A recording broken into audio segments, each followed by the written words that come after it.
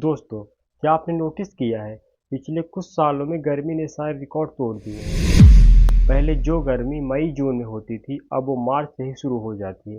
लेकिन क्या आपने कभी सोचा है कि अचानक हो क्या रहा है? क्या कुछ समय बाद धरती रहने लायक भी नहीं बचेगी? आज के इस वीडियो में हम बढ़ती गर्मी की वास्तविक कारणों को डीप में समझेंगे। नमस्ते दोस्तों, मैं हिमांशु और आप देख रहे हैं वॉइस इम्पैक्ट। अगर हम बढ़ती गर्मी के कारण की बात करें तो गर्मी के बढ़ने का पहला कारण है ग्रीन हाउस इफेक्ट। सोचो, अगर हमारी धरती अचानक बहुत ज़्यादा गर्म हो जाए तो क्या होगा? क्या हम सरवाइव कर पाएंगे या सब कुछ खत्म हो जाएगा? आज हम जानेंगे एक ऐसे इफेक्ट के बारे में जो हमारी ज़िंदगी के लिए ज़रूरी भी है और खतरा भी। Green house effect. सबसे पहले समझते हैं ग्रीन हाउस इफेक्ट होता क्या है। जब सूर्य की किरणें पृथ्वी पर आती हैं तो पृथ्वी उन्हें सोख लेती है और फिर गर्मी के रूप में वापस छोड़ती है। लेकिन कुछ गैसें जैसे CO2 मीथेन इस गर्मी को बाहर जाने नहीं देती। जब हीट बाहर नहीं निकलती तो वो पृथ्वी के वातावरण में जमा होने लगती है।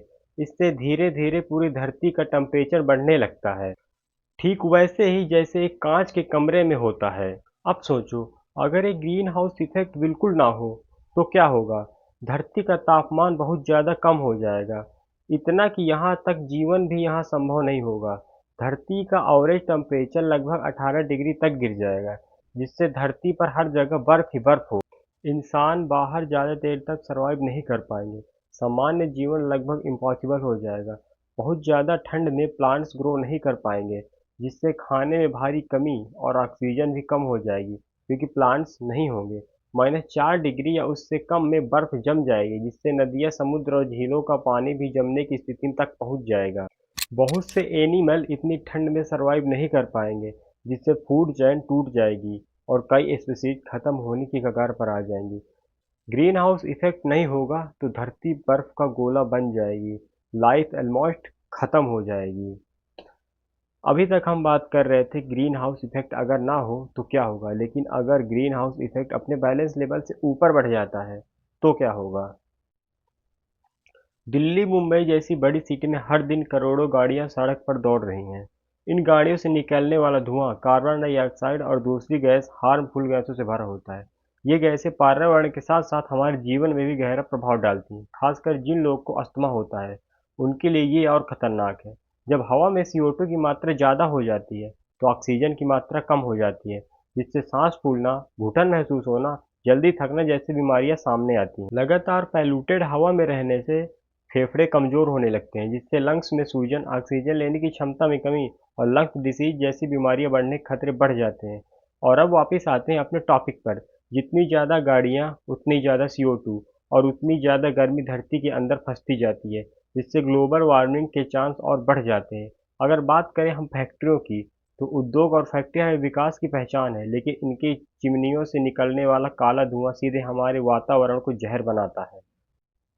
कोल और फसिल फ्यूल जलने से बहुत बड़ी मात्रा में CO2 गैस रिलीज होती है और यही गैस एक इनविजिबल ब्लैंकेट बनकर हमारी धरती को और गर्म कर रही है। अगर हमें धरती को ठंडा और पर्यावरण को बैलेंस में रखना है तो डिफॉरेस्टेशन यानी पेड़ों की कटाई रोकनी पड़ेगी। एक समय था जब भारत की पहचान उनके घने जंगल से थी, लेकिन आज वही जंगल धीरे धीरे गायब हो रहे हैं। हर साल लाखों हेक्टेयर जंगल खत्म हो रहे हैं और करोड़ों पेड़ गिराए जा रहे हैं। साल 2001 से 2024 तक भारत ने लगभग 23 लाख हेक्टेयर जंगल खो दिए हैं और ये रहे कुछ आंकड़े। 2016 में 1.75 लाख हेक्टेयर, 2017 में 1.89 लाख हेक्टेयर, 2018 में 1.85 लाख हेक्टेयर, 2019 में 1.15 लाख हेक्टेयर, 2020 में 1.30 लाख हेक्टेयर, 2023 में 1.44 लाख हेक्टेयर, 2024 में 1.50 लाख हेक्टेयर। और इसको हम कैलकुलेट करें तो हर साल औसतन 1 लाख से 1.8 लाख हेक्टेयर जंगल खत्म हो रहे हैं। और अगर पेड़ों की बात करें तो हर साल लगभग 5 करोड़ से 15 करोड़ पेड़ काटे जा रहे हैं। पिछले 10 सालों में 50 करोड़ से 150 करोड़ तक पेड़ काट दिए गए हैं। भारत में सबसे ज़्यादा जंगल नॉर्थ ईस्ट के असम, मिजोरम और अरुणाचल प्रदेश में काटे हैं। यहाँ तक कि कुल नुकसान का 60% हिस्सा सिर्फ इन राज्यों से आता है। लेकिन मन में सवाल आता है कि आखिर इतनी बड़ी मात्रा में जंगल कट क्यों रहे हैं? तो इसका सीधा सा जवाब है इंफ्रास्ट्रक्चर डेवलपमेंट। भारत में अगर डेवलपमेंट की बात होती है तो सबसे पहले जंगलों की कटाई होती है। नई सड़कें, हाईवे, रेलवे, विकास के नाम पर हजारों पेड़ काट दिए जाते हैं उत्तराखंड में ही 80,000 से ज़्यादा पेड़ सिर्फ सड़क के लिए काटे गए। इंडस्ट्रियल माइनिंग के चलते कोयला खनन फैक्ट्रियां ये सब मिलकर धीरे धीरे जंगल को खत्म कर रही हैं। अगर हमने इन सभी कारणों पर ध्यान नहीं दिया तो धीरे धीरे हम ग्लोबल वार्मिंग के नज़दीक पहुंच जाएंगे। जिस गर्मी को पेड़ आज सोख लेते हैं, वही गर्मी धीरे धीरे पूरी दुनिया को जला देगी। हर साल तापमान बढ़ता जाएगा, जिससे हिमालय की ग्लेशियर धीरे धीरे पिघल जाएगी। जो बर्फ हजारों सालों से जमी हुई थी, वह कुछ ही सालों में पिघलकर पानी हो जाएगी। बर्फ के पिघलने से समुद्र के पानी में बढ़ोतरी होगी, जिससे समुद्र के किनारे स्थित महाराष्ट्र, केरला, गुजरात और आंध्र प्रदेश जैसे बड़े शहरों में बाढ़ आ जाएगी। मौसम अब पहले जैसा नहीं रहेगा, कहीं सूखा, कहीं बाढ़ तो कहीं तूफान। सब कुछ असंतुलित हो जाएगा। अगर हमने आज इन बातों पर ध्यान नहीं दिया तो आने वाले कल में हमें हमारी हर एक चीज हाथ से निकलती हुई नजर आएगी, जिसे फिर से सुधारना नामुमकिन सा हो जाएगा।